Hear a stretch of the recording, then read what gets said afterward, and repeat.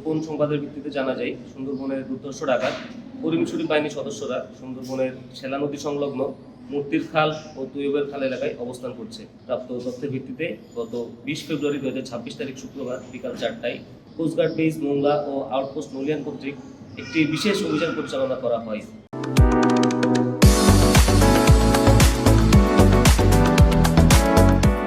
অভিযান চলাকালীন উক্ত এলাকা হতে 4টি একনলা বন্দুক, একটি দেশীয় ওয়ান শুটার গান, 10 রাউন্ড তাজা গোলা, 17 রাউন্ড তাজা কার্তুজ, 10 রাউন্ড ফাঁকা কার্তুজ সহ সুন্দরবনের দুর্ধর্ষ ডাকাত করিমছড়ি বাহিনীর এক সক্রিয় সদস্যকে আটক করা হয়।